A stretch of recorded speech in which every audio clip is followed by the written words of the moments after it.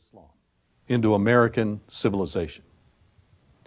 What is this religion that has become essentially the second largest religion in the world? Well, to answer that question, you will have to go back to the 6th century AD, when in the city of Mecca, which is in Saudi Arabia, if you were to look at a map of the Arabian Peninsula, you would see along the coast of the Red Sea the town of Mecca, Muhammad's birth city.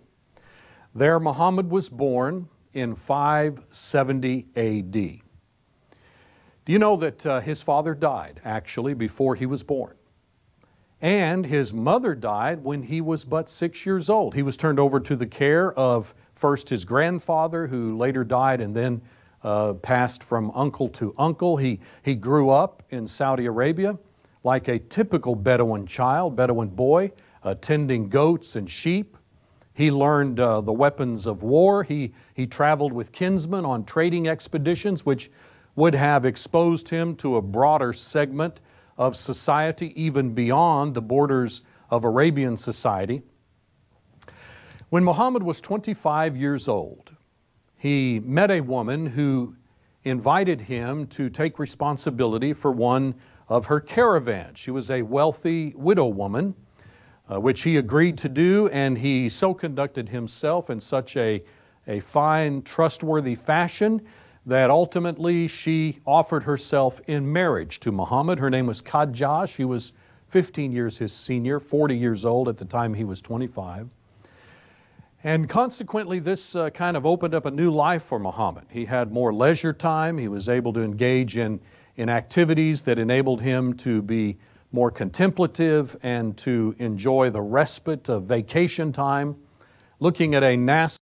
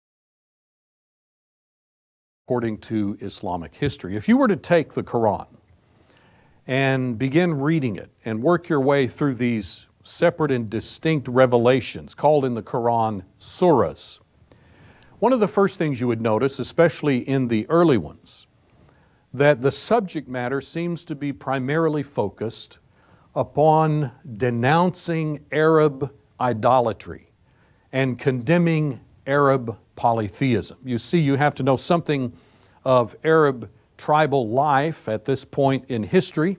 Most of the Arab tribal groups are very tribal-oriented, very blood kin-oriented. They were very polytheistic, believed in many gods. Consequently, the Quran stressed the concept of monotheism and condemned the belief in many gods. Well, as soon as Muhammad began to express those views to his fellow Meccans, I assure you, hostilities commenced. You see, his hometown tribal group, of which he was a member, known as the Quraysh, were known peninsula-wide as the keepers of the Kaaba. What is the Kaaba?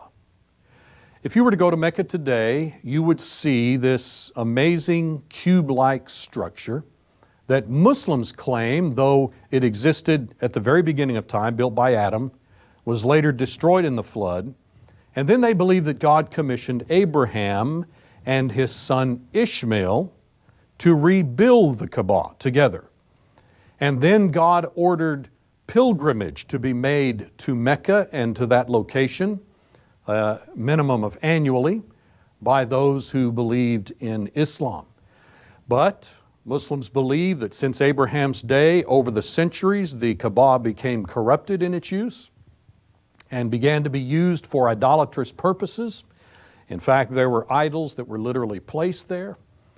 And consequently, Muhammad saw himself as having the responsibility to condemn this idolatry and to try to put a stop to polytheism. Well, his insistence upon monotheism placed him in direct conflict with the very foundation of the local economy, which depended heavily upon polytheism, because the Quraysh were the ones who were responsible for drawing Arabs from all over the peninsula to Mecca in order to engage in these idolatrous observances.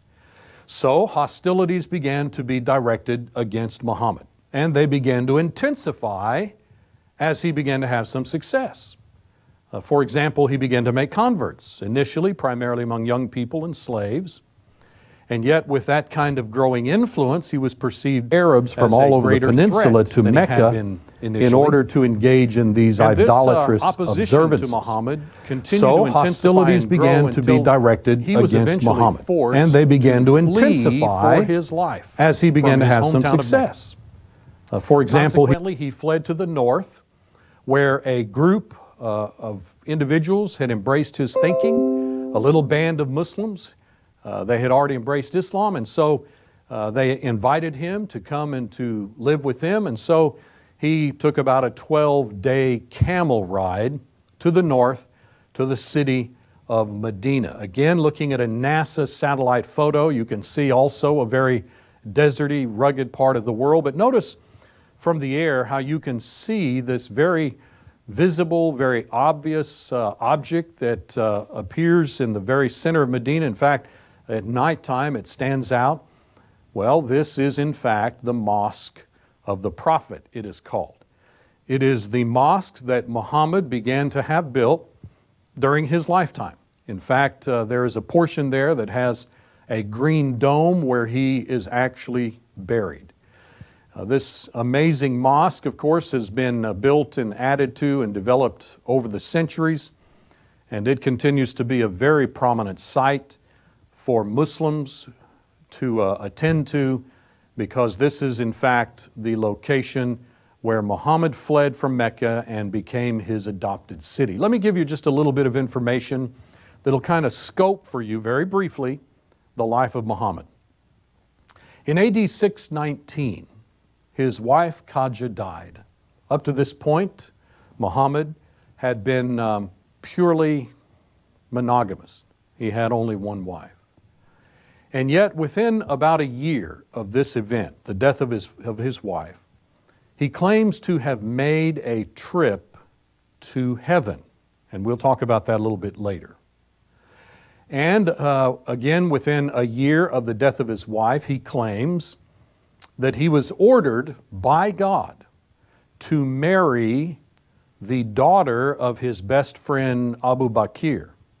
At the time, that daughter, Aisha, Islamic sources say, was 6 years old.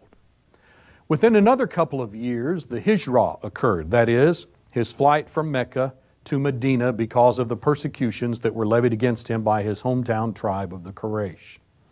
Consequently, the year AD 622 is a very critical, very prominent event in Islamic history. In fact, all of Islamic history, and therefore to a Muslim, all of world history, is dated from the Hijrah, the flight from Mecca to Medina. In fact, as you read through the Quran, there are clearly surahs that pertain to events preceding the Hijrah. So these are surahs that pertain to events in Mecca. And then you have other surahs that clearly indicate a post-Hijrah circumstance or context. And these are those that were given during the period that Muhammad was in Medina. So the Quran has Meccan surahs and Medinan surahs for the most part.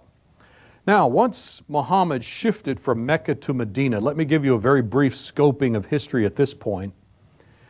he engaged in armed conflict with Jewish tribal groups that were living in Medina. Fascinating concept that as the Jews all the way back in Babylonian times, Babylonian captivity, were dispersed, and right on down to the time of Christ, centuries later, there's indication in Acts chapter 2, for example, that Jews that came for Pentecost in the year AD 30 came from nations all over the world, and that included Arabia, according to Acts chapter 2.